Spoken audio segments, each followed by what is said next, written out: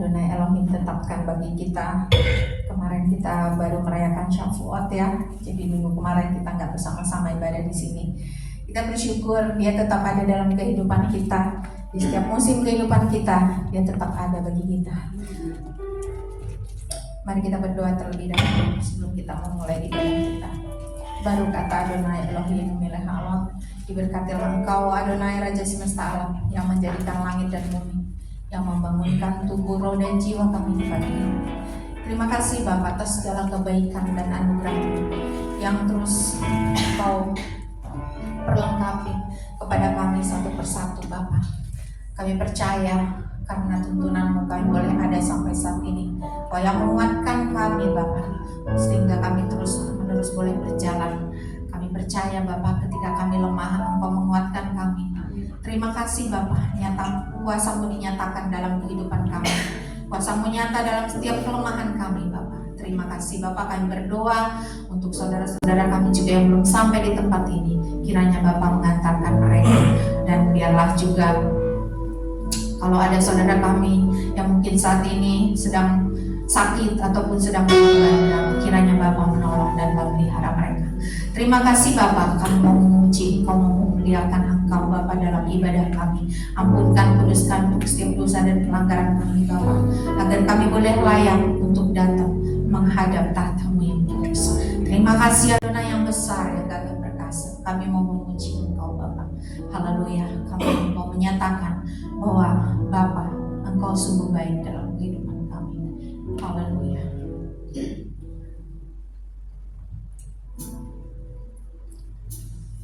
Haleluya. Engkau baik bagi kami Bapa. Kasih setia-Mu tak pernah berubah dalam hidup kami. Haleluya.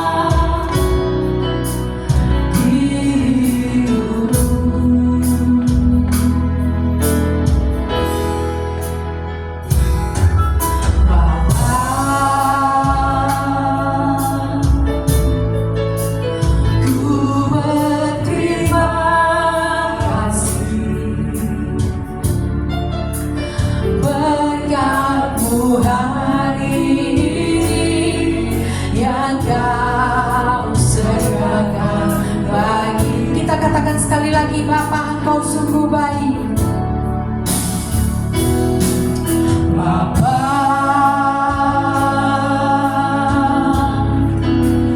Engkau sungguh baik. Kasih-Mu melimpah di hidupku.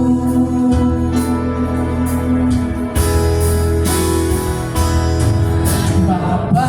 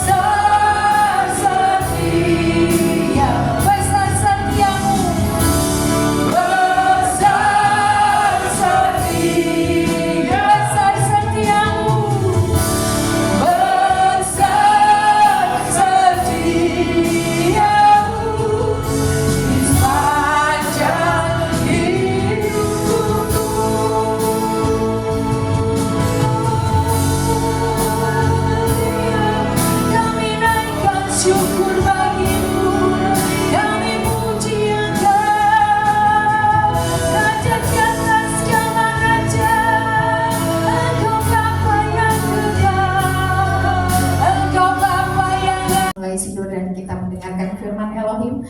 Mari kita angkat pujian kita katakan Dia buka jalan. Sebab kalau Tuhan yang sudah membuka jalan, tidak ada yang bisa menutupnya. Dan kita percaya itu, kita hidup karena firman Tuhan. Karena itu kita mau terus belajar taat untuk terus ada dalam kebenaran-kebenaran yang Hashem tetapkan untuk kita. Haleluya.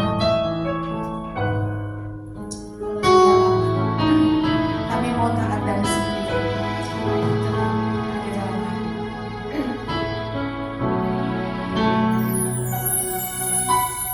Dia buka jalan saat tiada jalan, dengan cara yang ajaib dibukanya jalan. Dia menuntutku dan memeluk diriku dengan kasih dan kuasanya.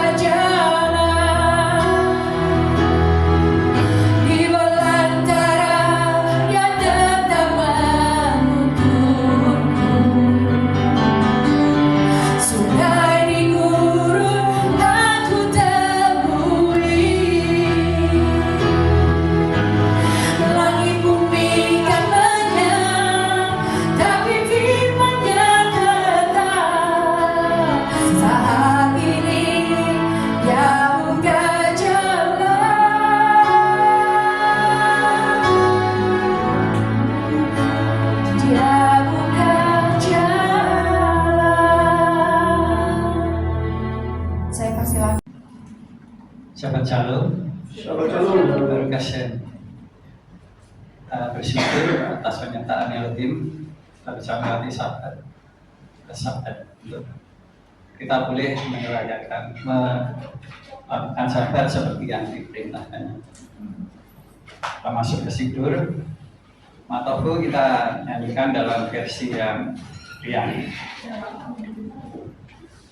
Matofu aleika Yaakov, miskenoteka Israel, aire rotasika, amoyeka,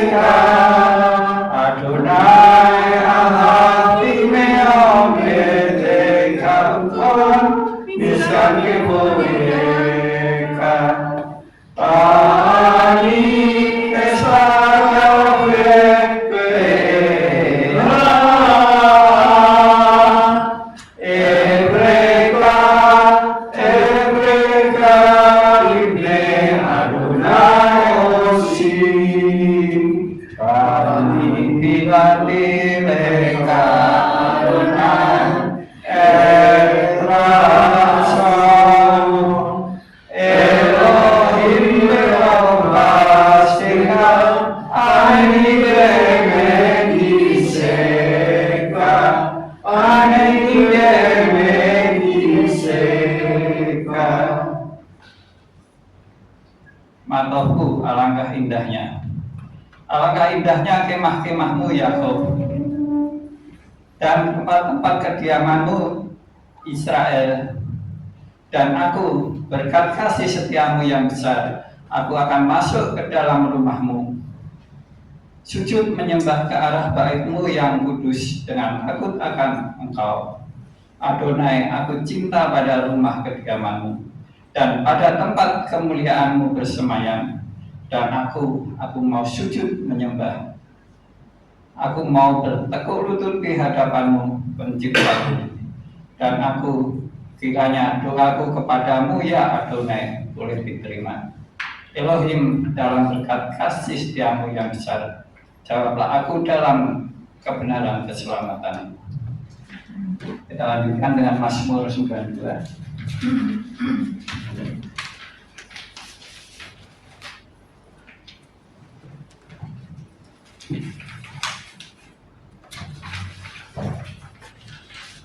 Kita lanjutkan dalam usap sepatik. Mizmor Sir Leo Masyabat Tuh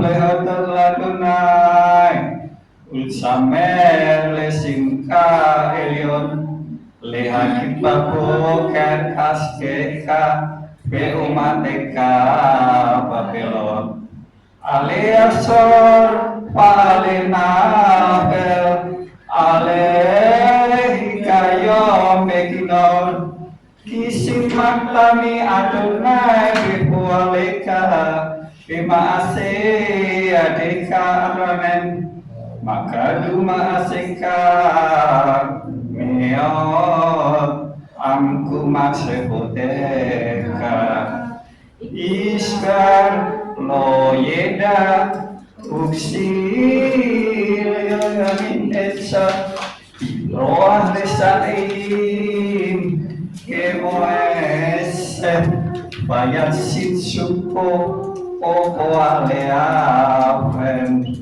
Leisa Medam Agea Beatamaru Leola Madunai Kine oi peka Adonai, kine oi peka yupedu, ipardu, opo alea ben, betaren kiren kami, baloti, besemin reanan, betabet eni, basyurai, betamen ale miramin tismauna ismai sadik katamar yifra keeret skalpanon yiske setulim bebet Adonai bekasrot Eloheinu yafrinku odyanuhun besefa desenim peranim yihyu lehakit Kiasar Adonai Suri Belo Aflatahbo. Kita baca bersama-sama terjemahannya.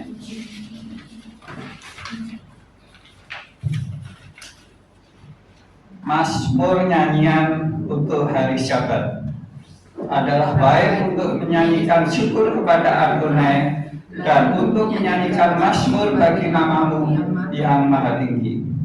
untuk memberitakan kasih setiamu di waktu pagi dan kesetiaanmu di waktu malam, dengan bunyi-bunyian 10 tali dan dengan gambus dengan iringan kecapi. Sebab telah kau buat aku bersukacita, ya Adonai, dengan pekerjaanmu. Karena perbuatan-perbuatan tanganmu, aku akan bersorak-sorai. Betapa besarnya pekerjaan-pekerjaanmu, ya Adonai, dan sangat dalamnya rancangan-rancanganmu. Orang bodoh tidak akan mengetahui, dan orang buta tidak akan mengerti hal itu. Apabila orang-orang fasik bertunas seperti tumbuh-tumbuhan dan orang-orang yang melakukan kejahatan berkembang, ialah supaya mereka dipunahkan untuk selama-lamanya. Tetapi engkau di tempat yang tinggi untuk selama-lamanya, ya Adonai. Sebab sesungguhnya musuhku, ya Adonai, sebab sesungguhnya musuhku akan binasa. Semua orang yang melakukan kejahatan akan dicerai-beraikan. Tetapi kau tinggikan tandukku seperti tanduk banteng. Aku dituangi dengan minyak baru. Mataku memandang seteruku, telingaku mendengar perihal orang-orang jahat yang bangkit melawan aku. Orang benar akan bertunas seperti pohon kurma, akan tumbuh subur seperti pohon alas di Lebanon. Mereka yang ditanam di bait Adonai akan bertunas di pelataran Elohim kita. Pada masa tua pun mereka akan masih tumbuh berbuah menjadi gemuk dan segar, untuk memberitakan bahwa Adonai itu benar, bahwa Ia gunung batuku dan tidak ada kecurangan padanya. Amin. Masuk ke Sirna.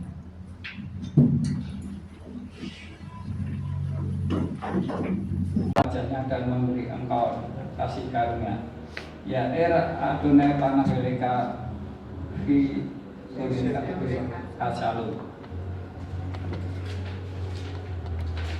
Adonai mengangkat wajahnya kepadamu dan memberi engkau damai sejahtera. Kiranya langkah-langkah kehidupanmu terus dipimpin oleh Ruach HaKodes di Shem Yeshua Mashiach. Amin.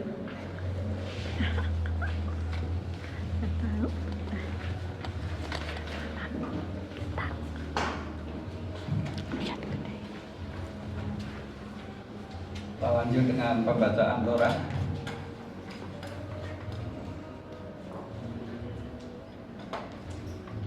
Yang akan dibacakan oleh Pak Yuli. Mari kita naik ke Gunung Adonai, ke rumah Tuhan Yakub, supaya Ia mengajar kita tentang jalan-jalannya dan supaya kita jalan menempuhnya. Sebab dari Sion akan keluar Torah dan firman Adonai dari Yerusalem. Sebab dari Sion akan keluar Torah dan firman Adonai dari Yerusalem. Kimin Sion Eset Torah, Kimin Sion Eset Torah, Udapar Adonai Yerusalem, Padu Senata Torah.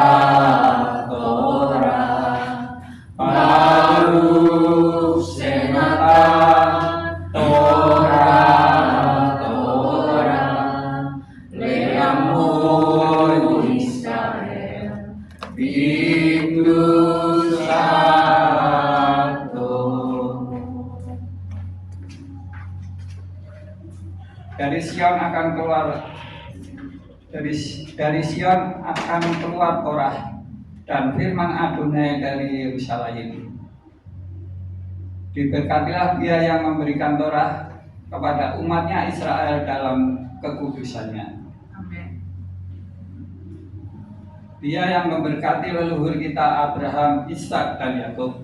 Kiranya Dia memberkati Bapak Andi Sinaga yang telah datang untuk menghormati Tuhan dan Torah. Kiranya yang kudus diberkatilah Dia, memberkati Dia dan keluarganya, dan mengirimkan berkat dan kemakmuran dalam segala pekerjaan. Amin.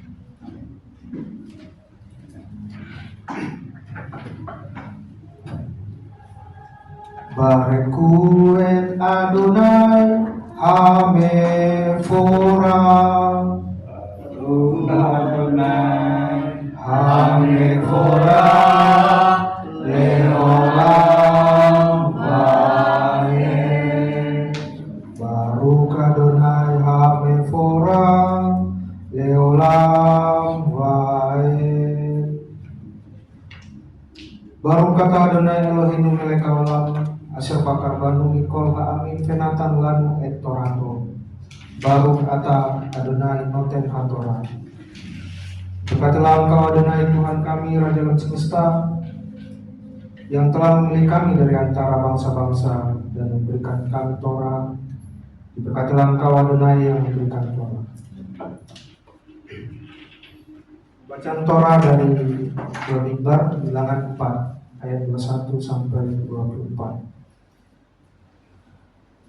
Vaidaber Adonai el Moshe lemor naso et kos bene Gershon gam hem levin avotam lemispekotam mi ben shashim shana famalaan ben kamishim shana tifkon otam kol haba lixpo savala afon afoda beohel moed zon afoda mispekon hager shuni la afon ule masa.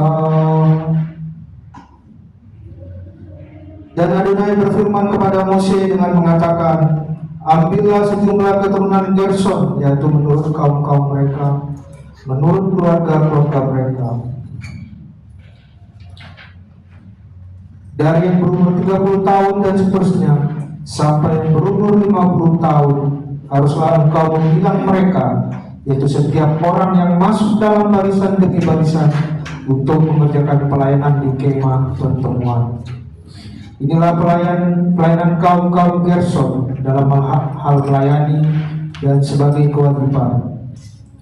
Mereka harus mengangkat tenda-tenda tabernakel dan kemah pertemuan, tudungnya dan tudung kulit lumba-lumba yang ada padanya di sebelah atasnya, dan tirai pintu kemah pertemuan, dan layar-layar pelataran dan tirai pintu gerbang pelataran yang ada di sekeliling tabernakel dan mesbah, dan tali-talinya, dan semua perkakas untuk pelayanan mereka, dan semua yang dibuat untuk mereka, dan mereka harus mengerjakannya.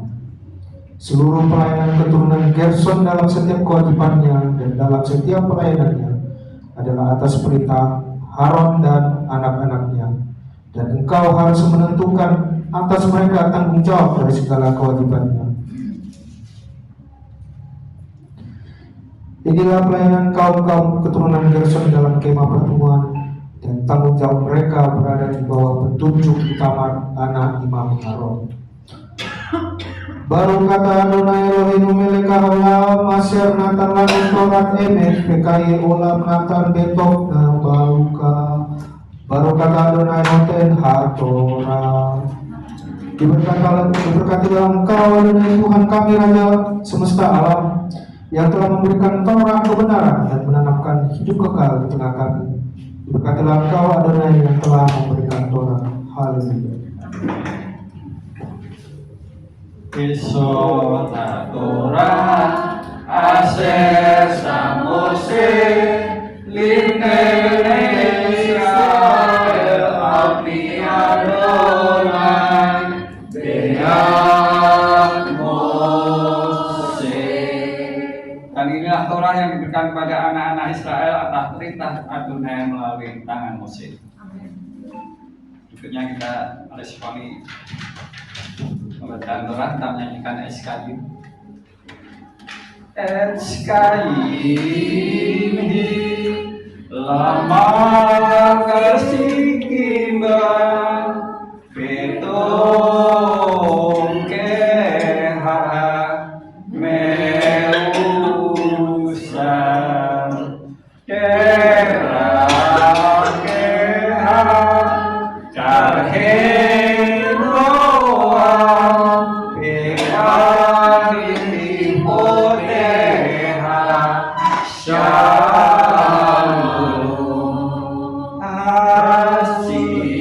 kenu Adonai eleka binasuva Kades Kades Yaminu Kades Yaminu Kedem.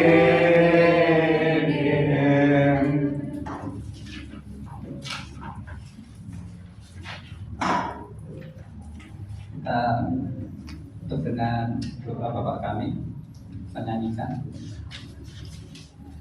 Afilu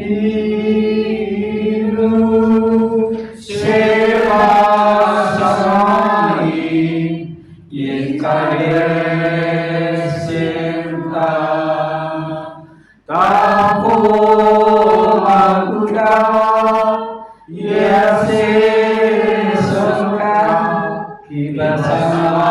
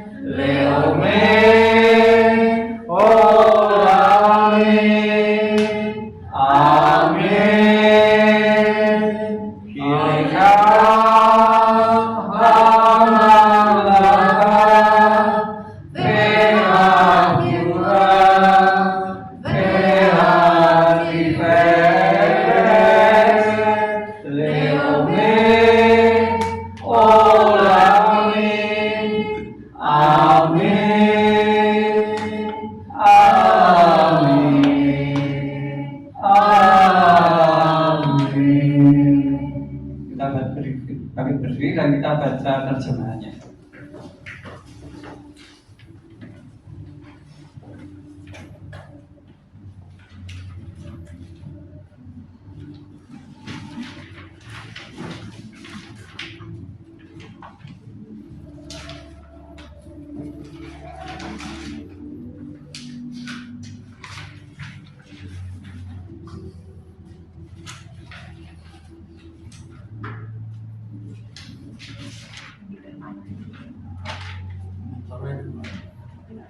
Kita baca terjemahnya. Bapa kami yang di surga, dikuduskanlah namamu, datanglah kerajaanmu, jadilah kehendakmu di bumi seperti di surga. Berikanlah pada hari ini makanan kami yang secukupnya, dan ampunilah kami seperti kami juga mengampuni orang yang bersalah kepada kami, dan jangan membawa kami ke dalam pencobaan, tapi lepaskanlah kami daripada yang jahat. Karena Engkaulah yang punya kerajaan, kuasa dan kemuliaan sampai selama-lamanya. Amin. Kemudian situ kita sudah selesai, kita akan dengarkan pengajaran Torah.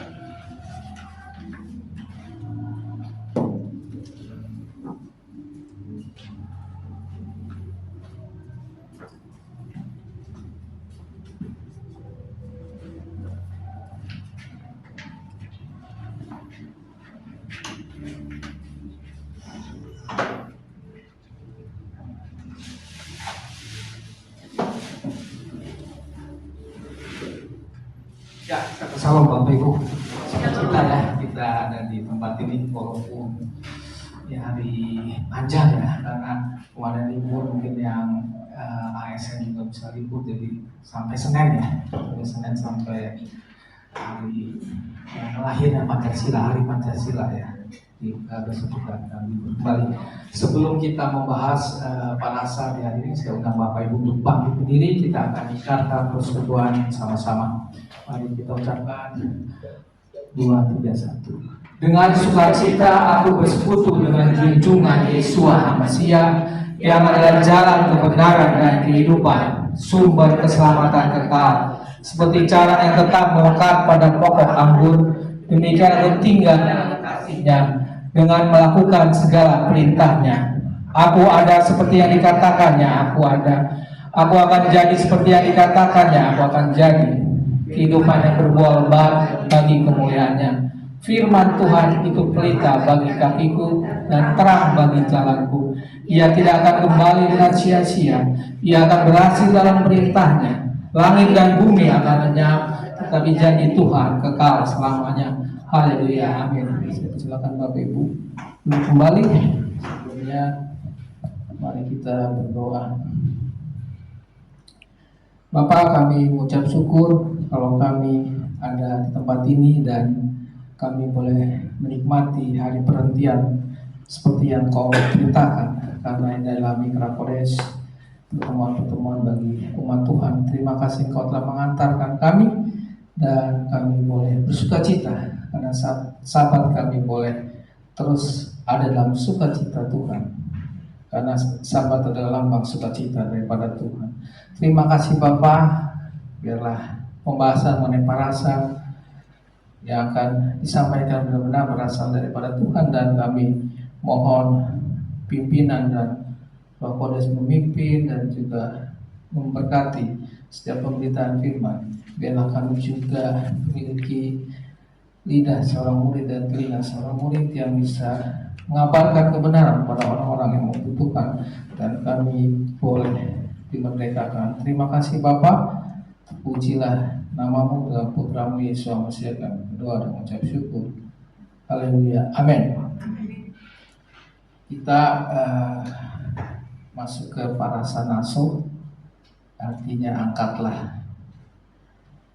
Saya akan bacakan berkat sebelum pembacaan Torah. Baru kata Adonai Elohim melech haolam aser kadis kamu benis pota vecifanu asop be divrei Torah. Diberkatilah Kau Adonai Elohim kami, Raja semesta alam, yang menguduskan kami dengan perintah-perintahnya dan memerintahkan kami mempelajari kata-kata Torah.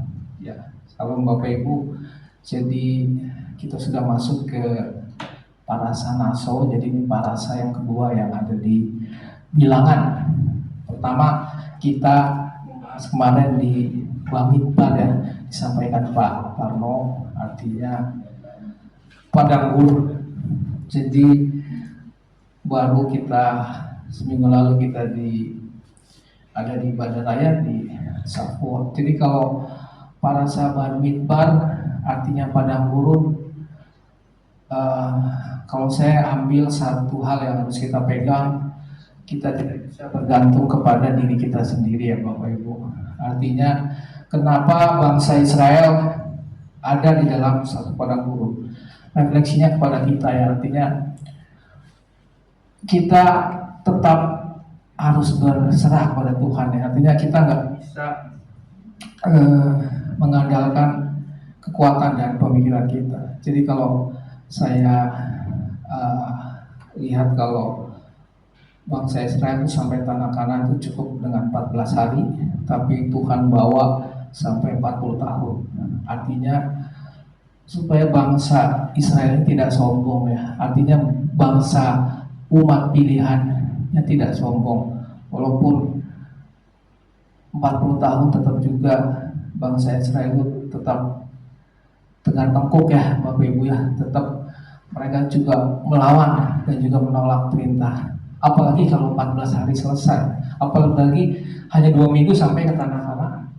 Dan ini menjadi refleksi buat kita bahwa kita ada di bawa kepada mulut, baik itu masalah kita, baik pergumulan kita. Satu hal, agar kita berpegang kepada Tuhan ya, agar kita berpegang kepada Dia. Jadi artinya kita memiliki pitahon ya, itu yang sering disampaikan. Kita memiliki iman ya, bahwa kita terus berpegang kepada Tuhan.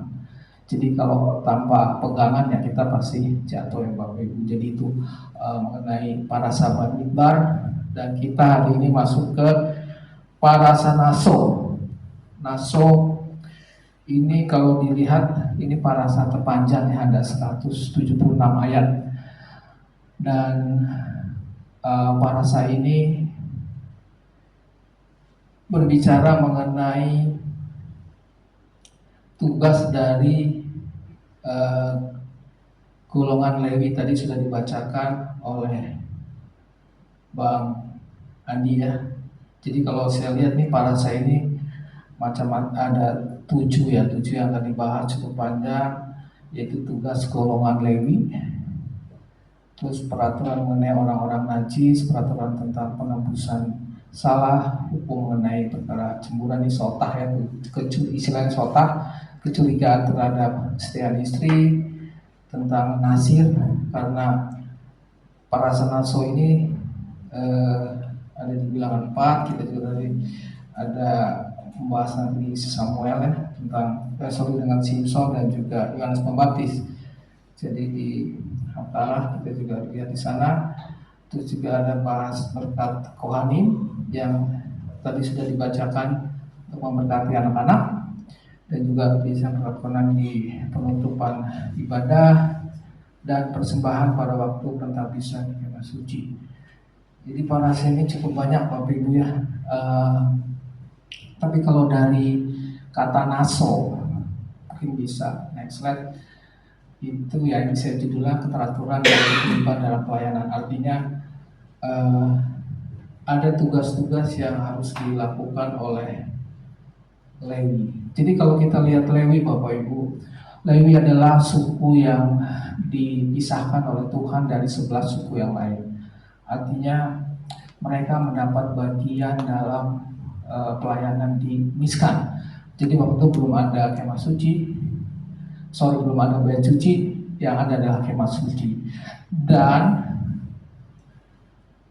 Lewi ini mendapat privilege ya, dia tidak perlu bekerja, tidak perlu melakukan aktivitas fisik. Dan kalau kita di parasa sebelumnya juga kita lihat bahwa mereka diberikan kota-kota ya, kota-kota untuk diberikan langsung kepada kaum Lewi. Jadi kalau kita lihat di parasa Naso ini, mungkin next slide. Nah ini dikatakan Ros et Naso ya, itu dikatakan kalau di bahasa Inggrisnya sensus, tapi di Ros sendiri artinya kepala ya Bapak Ibu. Jadi kita lihat di sini Ros et Naso, berarti kita angkatlah kepalamu. Artinya secara rohani kita harus memiliki kepala yang tegak.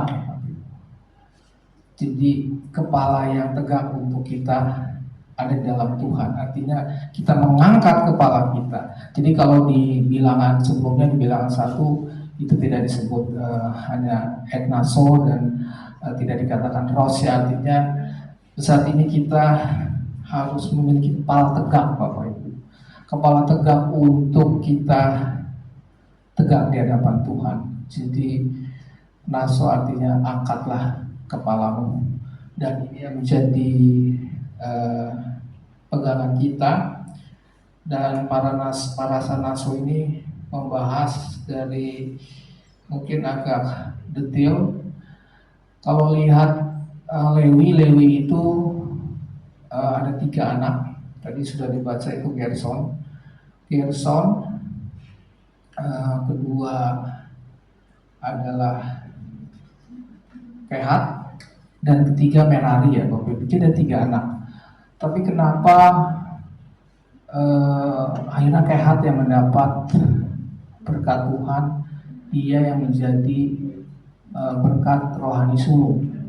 Jadi kalau kita lihat di silsilah itu memang kalau Lewi itu ada 3 anak, Gerson, Kehat, dan Merari. Dan kenapa Kehat akhirnya menjadi yang sulung di antara yang bertiga, dan dia memiliki porsi yang besar, jadi tanggung jawab yang besar. Artinya secara sulung, secara rohani. Kalau kita lihat Kehat itu akhirnya punya anak Amram. Kalau kita tahu Amram adalah orang tua ayah daripada Musa, Harun, ya, dan Miriam. Jadi kenapa Kehat itu nanti mungkin next slide, coba. Ya, ini tadi Naso. Ya sebenarnya tadi bukan hanya sekedar sensus angka, tapi tentang pelayanan ya. Artinya Tuhan ini sudah dari awal itu senang untuk memanage ya, untuk mengatur.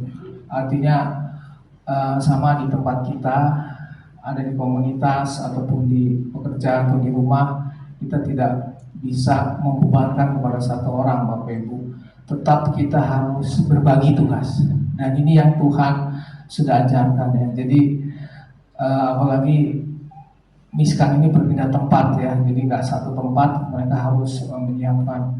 Dan itu yang secara makna rohani kepada kita ya, kita pengaturan dan juga istilahnya manage dalam pekerjaan dan juga tempat pelayanan itu juga harus diatur dengan baik. Jadi ya kita juga ada tugas pelayanan, mungkin yang menjadi worship leader, menjadi membaca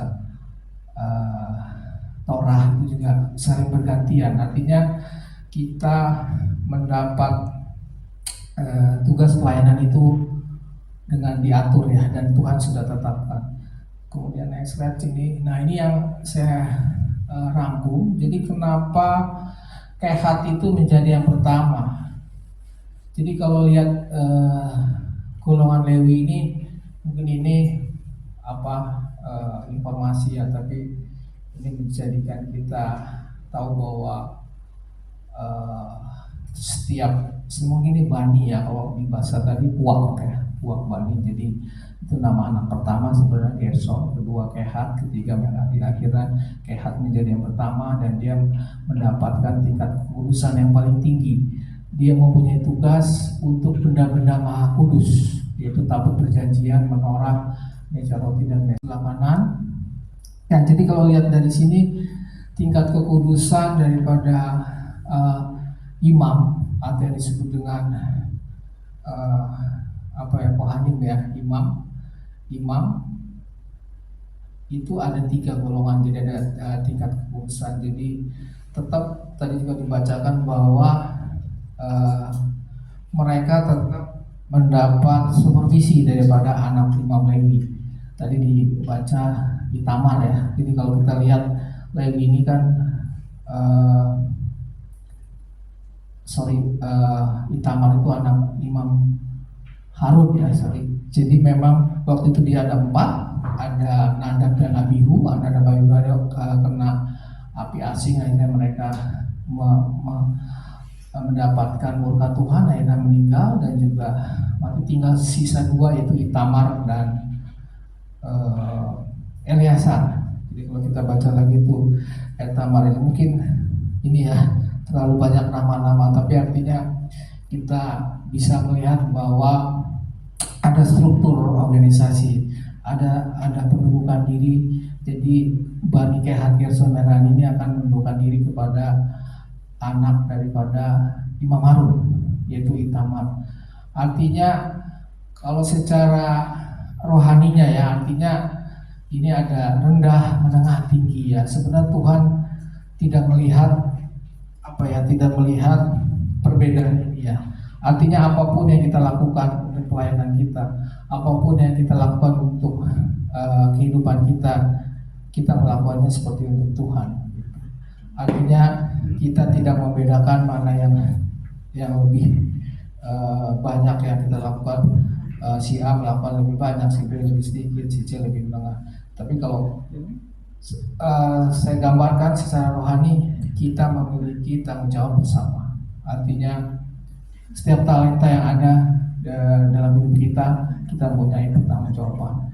Jadi tidak usah istilah walaupun 40 tahun bangsa Israel itu melambangkan, kita juga bersungut-sungut, kita tidak bisa bersungut-sungut. Artinya kita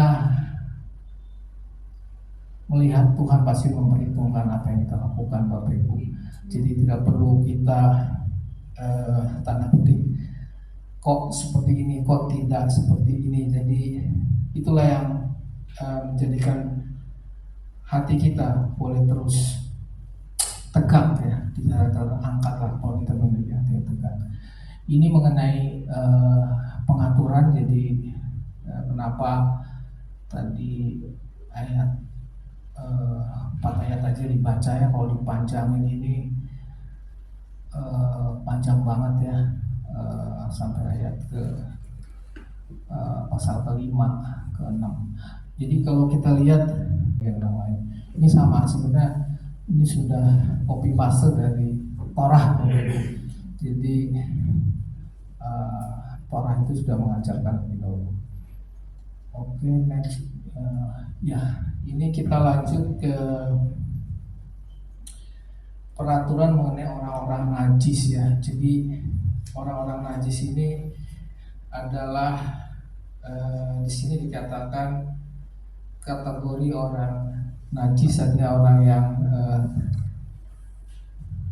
tameh ya, yang tameh, yaitu sakit kusta, orang yang mengeluarkan lelehan atau cairan tubuh, orang yang najis karena bersentuhan dengan mayat. Jadi orang Lewi ini berkemah di Miskan, Bapak Ibu, di sepanjang, jadi dia mengitari empat itu di kiri kanan, seperti mengitari. Dan kalau kita lihat kenapa ada peraturan ya, jadi peraturannya ini dikatakan bahwa orang-orang yang kategori tameh atau yang najis, yaitu sakit kusta, orang yang mengeluarkan lelehan, dan orang yang najis karena bersentuhan dengan mayat, itu tidak boleh mendekat ya. Artinya kemah-kemah suku Lewi menjaga kemah pertemuan ini. Artinya dia istilahnya ring satu untuk menjaga daripada kemah pertemuan. Jadi kalau kita lihat, kalau kenajisan ini melambangkan dosa ya Bapak Ibu. Kenajisan ini melambangkan kita secara manusia, yaitu lambang dosa lah ya, artinya kerusakan dari manusia. Artinya kemah pertemuan itu adalah tempat Elohim Maha Kudus.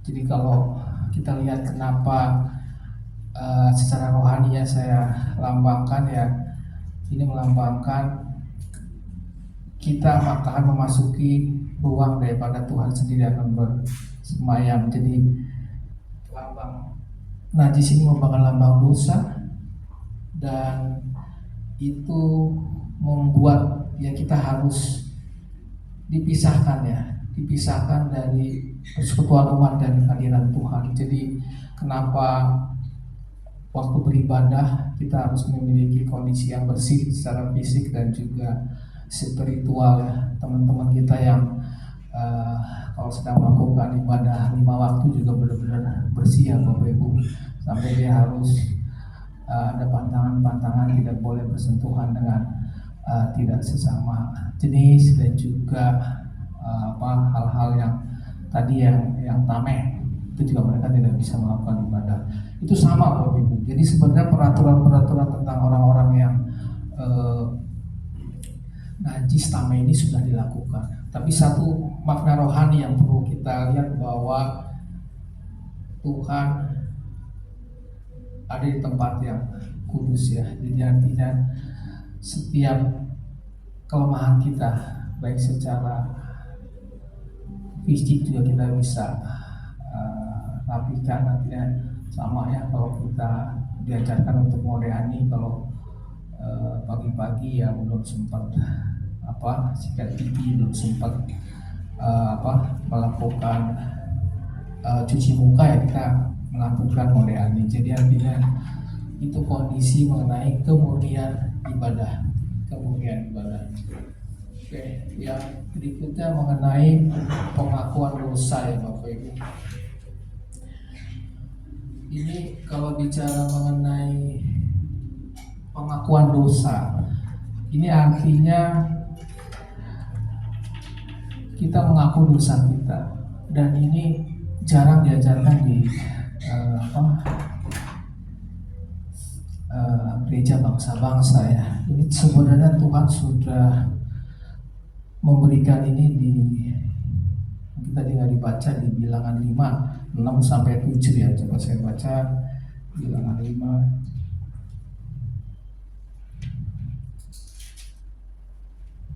Bilangan 5 ayat 6 dan 7, berbicaralah kepada orang Israel, apabila seorang laki-laki atau perempuan melakukan suatu dosa terhadap sesamanya manusia, dan oleh karena itu berubah setia terhadap Tuhan sehingga orang ini menjadi bersalah, maka haruslah ia mengaku dosa yang telah dilakukannya itu, kemudian membayar tebusan sepenuhnya dengan menambah 1/5, lalu menyerahkan kepada orang terhadap siapa ia bersalah. Jadi Tuhan memerintahkan umat untuk mengaku dosa, dan kita tahu ya Bapak Ibu, kalau Yom Kippur, jadi pada saat Yom Kippur imam besar kan dulu pernah ada dua kambing, satu kambing katat, satu azazel ya. Jadi kalau kita lihat kambing katat itu yang dipersembahkan untuk korban perdamaian, tetapi azazel itu adalah kambing yang akan dibiarkan kepada musuh. Jadi kalau kita ingat lagi yang pembahasan azazel, waktu itu imam besar melambangkan tangannya, dua tangannya, dan dia mengucapkan dosa daripada umat Israel. Dia mengucapkan dan melafalkan, artinya bukan dosa detil gitu ya, tapi korporat, kolektif dosa yang disampaikan kepada Tuhan, itu dia tumpang tangankan terhadap kambing azazel, dan itu melambangkan dosa yang harus dihapus. Jadi kalau kita lihat itu ya, kita melihat bahwa pengakuan dosa itu penting Bapak Ibu. Mungkin tidak umum ya di kita ya, kita tidak diajarkan di Kristen bangsa-bangsa, tetapi Tuhan katakan bahwa di Imamat 16 ayat 21 disebutkan bahwa imam besar juga menyebutkan dosa umat Israel dengan mengucapkannya, artinya dengan mengatakannya. Artinya kita melihat bahwa saat kita mengaku dosa, ya Tuhan memberikan janjinya. Dia memberikan janjinya bahwa kalau kita lihatnya di 1 Yohanes 1 ayat 9, jika kita mengaku dosa kita, maka Ia adalah setia dan adil, sehingga Ia akan mengampuni segala dosa kita dan menyucikan dari segala kejahatan.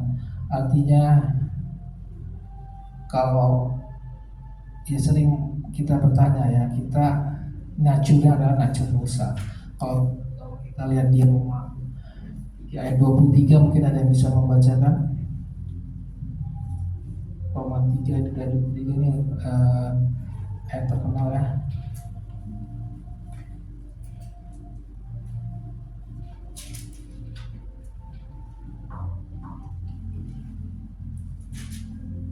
Roma 3 ayat 23, demikianlah firman Tuhan, karena semua orang telah berbuat dosa dan telah kehilangan kemuliaan Elohim. Ya, jadi dosa ini sudah ada di saat kita saat kita lahir, dan dikenakan sekarang semua orang sudah berbuat berdosa. Tapi apakah dosa itu ya? Kalau kita lihat di Yohanes 1 Yohanes 3 ayat 4 itu dosa itu dikatakan, saya akan bacakan 1 Yohanes 1.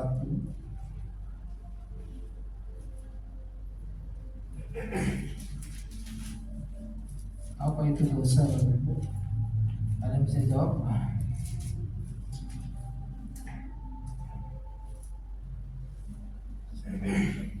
Satu Yohanes 1 ayat 1 Yohanes 3 sorry 1 Yohanes 3 ayat 4. Setiap orang yang berbuat dosa melanggar juga hukum Elohim, sebab dosa ialah pelanggaran hukum Elohim. Artinya hukum Elohim adalah Torah. Jadi dosa itu adalah pelanggaran terhadap Torah, terhadap hukum daripada Elohim sendiri. Dan ini yang menjadi bagian kita ya, kenapa kita perlu mengaku dosa. Artinya saat kita berdoa ya, kita mengucapkanlah dosa itu kepada Tuhan. Artinya Tuhan katakan ya tadi Roma 3:23 bahwa semua orang telah kehilangan kemuliaan Elohim, semua berdosa. Bukan berarti kita dikatakan dulu sempat saya sampaikan bahwa kita adalah imamat yang raja nih, orang-orang kudus. Artinya bukan berarti orang kudus itu tanpa dosa. Orang kudus itu bisa jatuh dalam dosa, tapi satu hal yang kita lakukan kita adalah berbalik dan bertobat. Artinya di 1 Yohanes saya juga bilang, lihat juga di sini 1 Yohanes 1 ayat 10 juga mengatakan bahwa tidak ada manusia yang tidak berdosa, dan di 1 Yohanes 1 ayat 10 dikatakan, dan jika berkata bahwa kita tidak ada yang berbuat dosa, maka kita membuat dia yang menjadi pendusta, dan firman-Nya tidak ada dalam kita. Artinya jika kita mengatakan kita tidak berbuat dosa, Tuhan katakan bahwa kita membuat dia menjadi pendusta. Kita naturalnya ada, tapi satu yang Tuhan ingat kita, ya kita bila melakukan kesalahan dengan orang pasti kita akan minta maaf, dan akhirnya kita juga bisa berdamai. Dan ini juga menjadi penekanan di Parasa ini. Di sini dikatakan bahwa dia harus mengganti sampai 120%. Jadi kalau dia berbuat dosa, ya kita tahu ya, kalau dia bersalah, dia mencuri uang orang 100 juta, dia harus membalikan 120 juta. Jika dia mengambil bukan hak miliknya 50 juta, dia harus membayar 60 juta. Artinya dia membayar 100% dan menambahkan 1/5 daripada nilainya. Istilahnya bukan berarti dia bersalah, dia meminta maaf tapi dia tidak ada istilahnya ada pembayaran ganti rugi. Artinya itu yang sudah diajarkan di Torah ya. Artinya kalau kita lihat ya tidak pasif ya, artinya dia melakukan action, dan ini adalah langkah pertama untuk pertobatan. Jadi ada tindakan nyata, dan kalau ini boleh terjadi di kita ya, orang-orang sudah mengambil duit negara, ya kita lihat ya sebenarnya mereka harus menggantikannya ya 120% ya. Tapi kalau kita lihat lagi, kalau kita baca di Bithadazar Zakheus, dia katakan kalau saya sudah merampas, sudah memungut pajak dari orang-orang yang saya pungut pajak, saya akan menggantikan 4 kali lipat, 400%. Jadi luar biasa ya. Artinya ada hal yang harus menjadi bagian kita saat kita jatuh dalam dosa. Tapi bukan berarti Tuhan tidak mengampuni ya Bapak Ibu. Artinya saat kita berdosa, kita bertobat, dan juga saat orang berdosa kepada kita, kita juga harus mengampuni. Karena Tuhan kita adalah pengampun. Tuhan kita adalah yang mengampuni, sehingga saat kita boleh ada dalam urusan kita juga saling mengampuni. Satu hal di Yakobus 5 ayat 16, ini satu ayat yang bagus juga Bapak Ibu, bahwa saat kita mengaku dosa, Yakobus 5 ayat 16, mungkin ada yang bisa membacakan. Yakobus 5 ayat 16.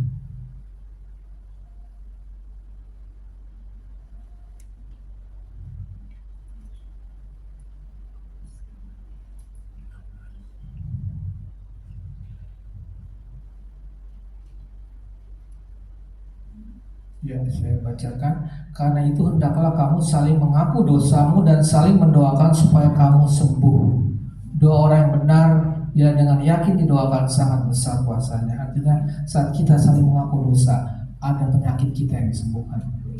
Dan ini jadi artinya bukan penyakit, kita dilindungi dari penyakit, kita dilindungi dari hal-hal yang secara jasmani akan menimpa kita. Dan ini suatu sukacita buat kita. Dan juga Tuhan sudah ajarkan di Torah.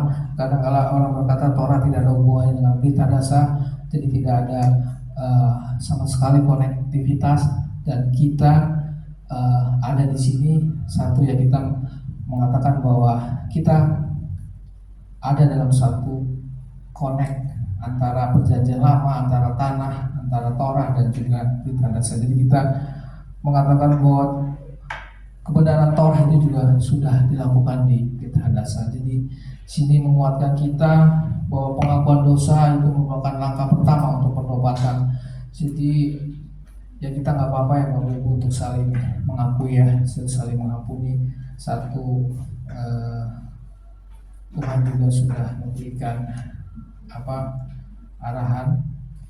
Dan sini juga dikatakan di Lukas 15 ayat 17, dikatakan surga lebih bersukacita atas satu orang berdosa yang bertobat daripada 99 orang yang tidak perlu bertobat. Jadi kalau kita lihat di Lukas 15, jadi pertobatan itu yang perlu kita lakukan setelah kita mengaku dosa. Dan Tuhan istilahnya kalau bicara kata orang-orang yang sering mengatakan itu second chance ya, ada kesempatan kedua Bapak Ibu.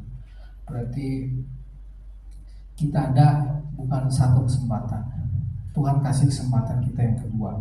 Jadi walaupun kita melakukan bagian kita, mungkin kita berdosa mungkin tidak secara fisik ya, mungkin pikiran kita juga kadang yang perlu kita kuduskan juga boleh menjadikan kita berpikir tidak baik, menunjukkan dosa.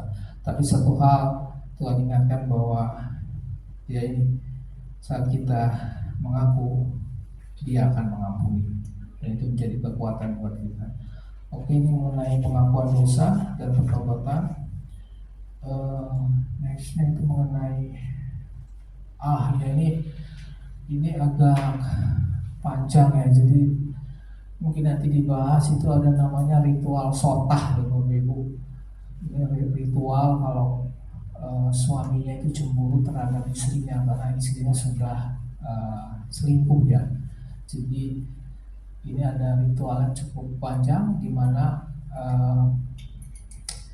si suami dihadapkan ke imam, dan imam ini akhirnya harus membakar menyiapkan air pahit dan abu itu berasal dari korban yang sudah menembus dosa yang sudah diambil abu, dan air ini diminumkan kepada istrinya ya. Jadi kalau istrinya sakit dengan perut kembung, dengan dia perutnya besar, berarti benar istrinya melakukan hal yang ketidaksetiaan. Tapi kalau istrinya sehat, tidak ada masalah, itu aman ya. Jadi itu air pahit, itu ritual sotah. Artinya ritual yang ada di Torah. Jadi kalau kita baca Nabi ini sini dilihat ritualnya sih ada detail ya. Jadi kalau di Torah tidak ada, apalagi di situ dikatakan nama Tuhan saja dihapus di situ ya. Jadi dituliskan di selumbar, terus nama Tuhan dihapus, dan itu diminumkan oleh si istri itu. Dan kalau kita lihat sini nama Tuhan aja dihapus, dia memiliki hati untuk berdamai, apalagi kita ya Bapak Ibu. Sebenarnya ini mengenai urusan daripada suami istri. artinya Tuhan ingatkan kembali untuk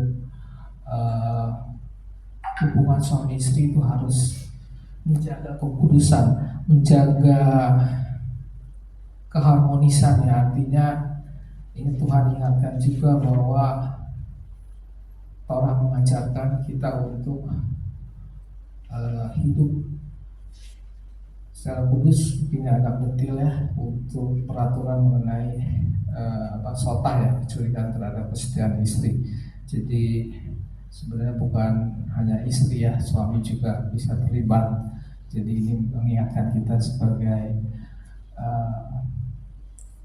hubungan suami istri tetap kita pertahankan, dan juga itu menjadi bagian kita karena kita sudah janji ya pada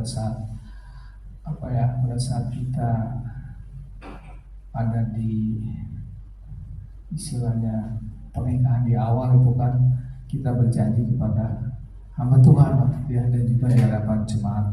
Nah ini Tuhan ingatkan kembali yang buat kita harus punya peran dan kita menjaga kekudusan perkawinan. Nah ini yang Tuhan ingatkan. Dan ya ini hubungan ilahi, artinya Tuhan katakan bahwa suami mengasihi istri seperti Mesias mengasihi jemaat. Jadi juga istri juga harus tunduk, bukan menanduk ya Bapak Ibu. Hai si istri tunduklah kepada suami, bukan hai si istri tanduklah suamimu, bukan ya. Jadi A dan U itu beda. Jadi harus tunduk kepada suami, tapi suami juga harus mengasihi seperti Mesias mengasihi jemaatnya. Jadi inilah kita perlu kerendahan hati ya Bapak Ibu, antara satu dan lain. Jadi kita nggak bisa kita yang paling benar, suami yang paling benar, istri yang paling benar. Jadi kita tetap memiliki bagian tanggung jawab bersama-sama. Kenapa? Istri yang paling benar. Tapi kalau di kartu keluarga kan suami yang pertama ya, atas nama suami. Oke, itu menjadi bagian dari parasa ini. Kemudian mengenai nasir ya. Kalau kita lihat nasir, ini persembahan, mungkin next saja.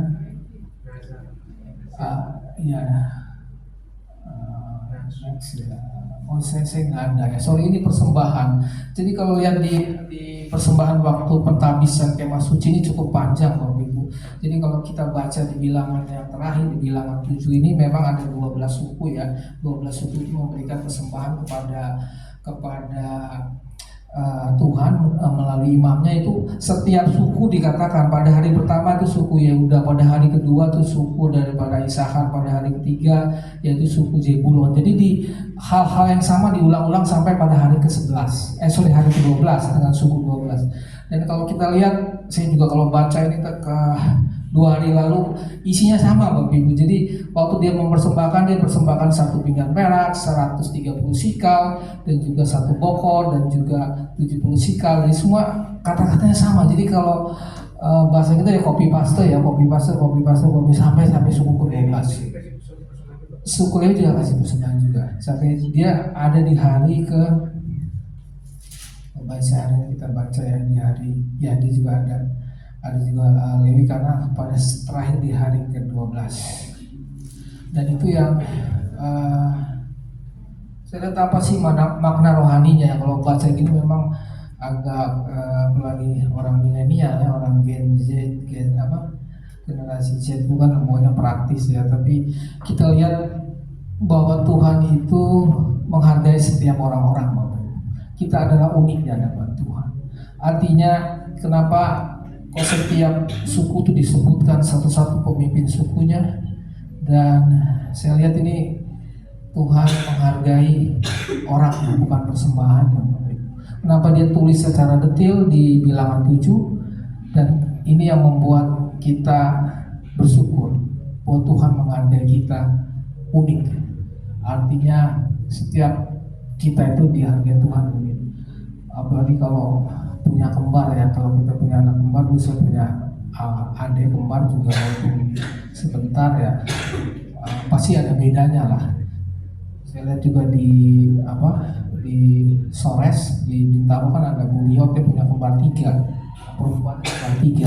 Dan itu beda-beda, walaupun kembar tiga, jadi nggak identik. Dan kalau saya lihat ini Tuhan memberikan perhatian khusus kepada orang, Bapak Ibu. Dia tidak memperhatikan persembahan, tapi dia memperhatikan orangnya. Dan ini mengenai prinsip persembahan. Ini ada mazhab Saduki, mungkin next, yaitu wujud kehormatan.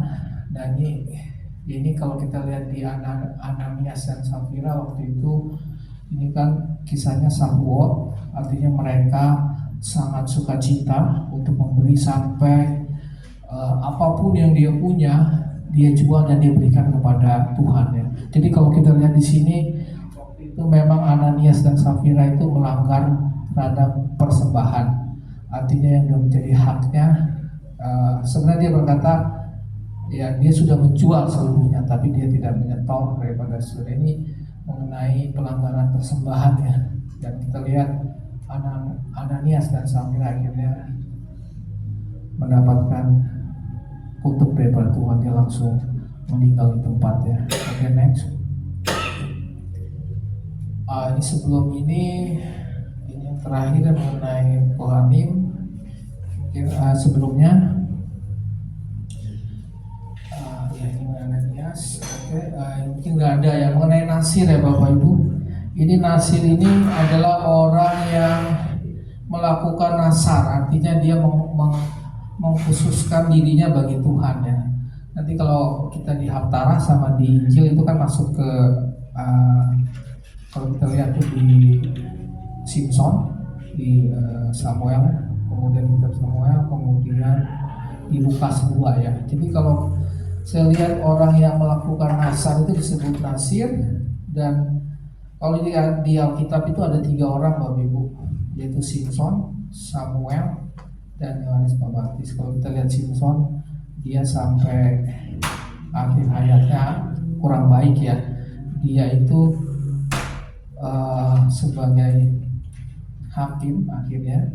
Dan kalau orang yang melakukan nasar itu disebut Nasir, dia itu harus melakukan pertama tidak boleh minum anggur, tidak boleh memotong rambut, dan menjauhkan diri dari kenajisan.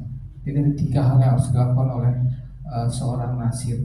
Jadi kalau kita lihat Simpson sudah lakukan, tapi kalau saya baca lagi Simpson di akhir hayatnya dia tidak bagus ya. Di akhir hayatnya dia juga harus berkompromi dengan Delila dan juga rambutnya dicukur. Dan akhirnya Tuhan juga kasih kesempatan kedua ya ke Simpson, dan Simpson akhirnya juga meninggal bersama bangsa Filistin aja. Yang kedua adalah Samuel. Samuel kita tahu sendiri Bapak Ibu, Samuel itu adalah hakim dan juga dia menabiskan Saul dan Daud. Dia adalah hakim terakhir sebelum ada kerajaannya. Kalau kita baca lagi detail, dia adalah Nasir. Jadi waktu itu Hana dan Penina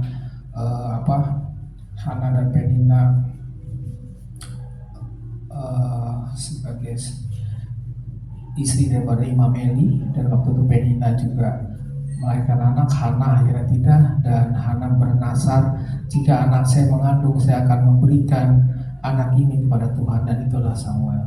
Dan yang ketiga adalah di tanda saya itu Yohanes Pembaptis. Kita tahu sendiri dia anak daripada Elizabeth, dan dia ini akhir hidupnya juga Tuhan akhirnya serahkan di penggal ya. Tapi kita lihat bahwa dia juga tidak memotong rambut, dan juga tidak menjauhkan diri dari kenajisan. Jadi inilah pantangan bagi orang Nasir di sini disebutkan. Tapi kalau saya lihat di sini dikatakan bahwa mereka harus menjauhkan dari anggur, minuman memabukkan, cuka anggur, bahkan buah anggur pun. Buah anggur pun baik segar maupun kering juga seorang Nasir itu tidak boleh memakannya. Kalau saya berpikir ini korelasinya dengan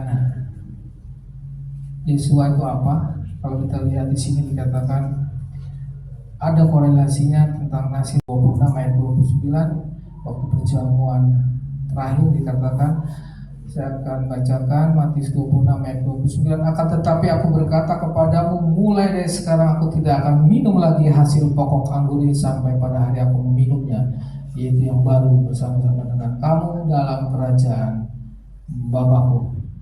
Kemudian di Lukas 22 ayat 18, sebab aku berkata kepadamu, mulai dari sekarang aku tidak akan lagi minum hasil pokok anggur sampai kerajaan Elohim datang. Yesus sendiri adalah hasil juga, Bapak Ibu. Artinya korelasinya saat seorang nasi tidak boleh minum anggur, tidak mau memotong rambut dan juga menjauhkan dari nasi, itu sudah dilakukan juga oleh Yesus. Dan Yesus akan menyelesaikan dan juga akan minum lagi pada saat kita ada bersama-sama dengan Dia di kerajaan Bapa. Ini yang mengenai Nasir, dan terakhir ini mengenai berkat Kohanim ya. Kalau berkat Kohanim ini mungkin next ya, saya sampaikan ya. Kalau berkat Kohanim ini Yevareka, ini Adonai, Yotewave, Luis mereka itu 3 kata. Kemudian Yael, Adonai, Panah, Eleka, itu 5 kata. Isa ya, Adonai, Panah, Eleka, Yasem, Eleka, Shalom itu 7 kata. Jadi kalau kita lihat 3, 5, 7 itu progres Bapak Ibu. Jadi artinya Tuhan memberikan kita berkat itu pasti naik. Jadi nggak usah takut Bapak Ibu. Asal kita ada dalam perintah Tuhan. Dan kalau bahas ini saya rangkumkan di tabel ya, saya tahu ya juga ya. Awalan 3, kemudian 5, kemudian 7 ya. Jadi naik ya. Jadi berkat Tuhan itu pasti naik. Dan itu kita harus diimani. Jadi di sini dikatakan juga ada Yotewahwe, itu Adonai. Kalau di kita secara bangsa Israel menyebutnya Adonai. Itu ada 3 Adonai, berarti Bapa, Putra, dan Roh Kudus ya. Jadi kalau lihat ini berkat ini komplit lah Bapak Ibu. Ada Bapa, Putra, dan Roh Kudus, melambangkan lah ya, melambangkan tiga pribadi. Dan ya ini 3 kata Adonai memberkati dan menjaga engkau. Dan saya search apa sih memberkati ini kaitan dengan jasmani Bapak Ibu. Tuhan memberkati secara jasmani. Jadi kita nggak usah khawatir saat kita dalam Tuhan memberkati jasmani. Dan kedua, wisma mereka itu menjaga engkau, melindungi engkau ya. Kalau kita lihat melindungi ini berarti itu ada kaitannya dengan berkat jasmani. Kalau saya baca lagi ini berkaitan dengan berkat jasmani.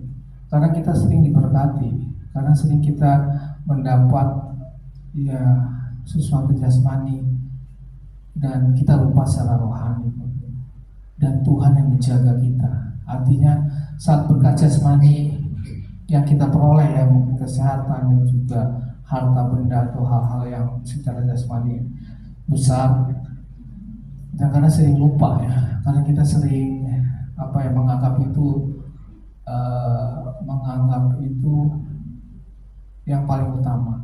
Dan dikatakan sini wisma mereka, Tuhan menjaga. Artinya Tuhan memberikan juga berkat rohani agar kita tidak hanya memikirkan secara jasmani.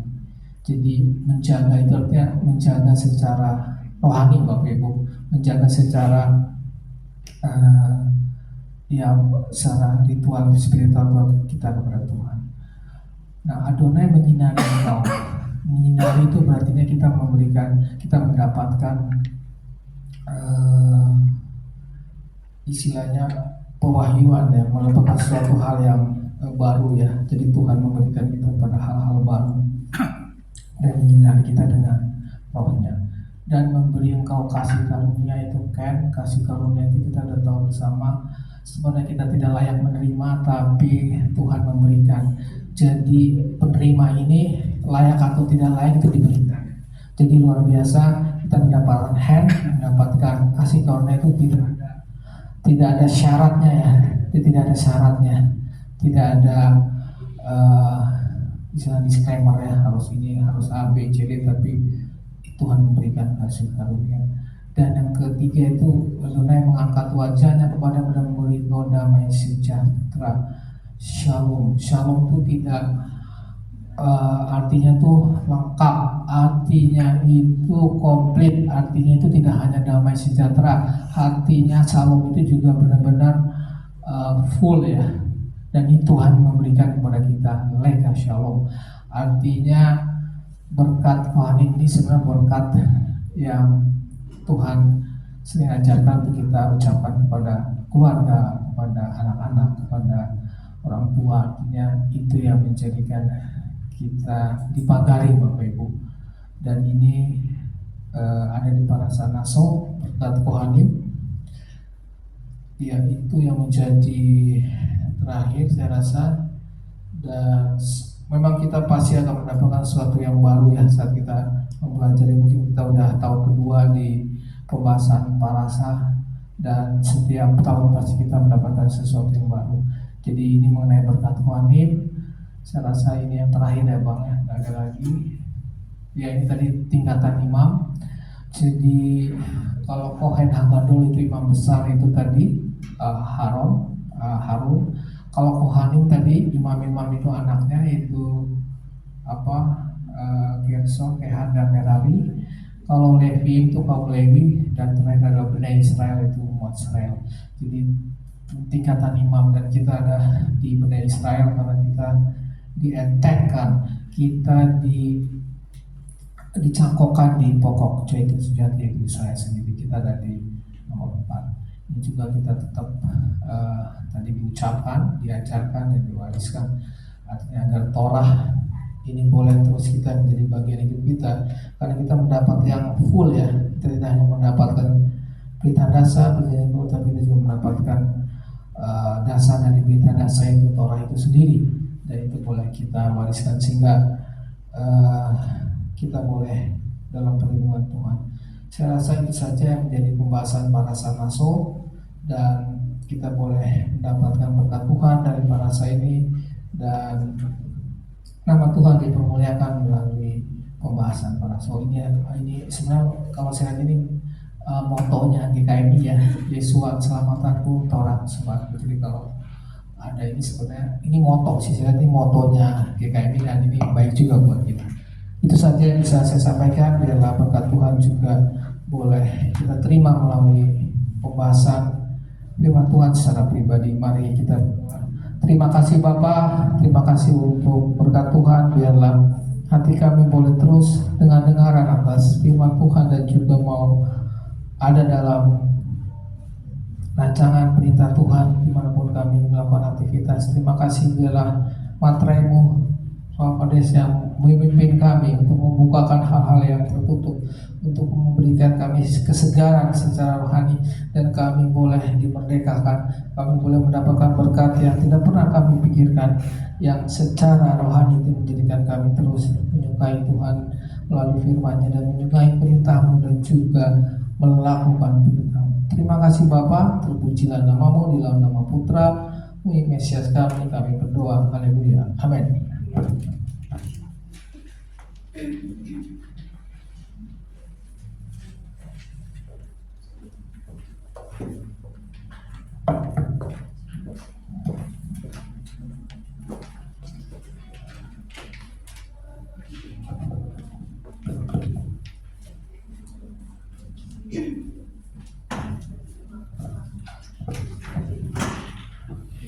Baru hasil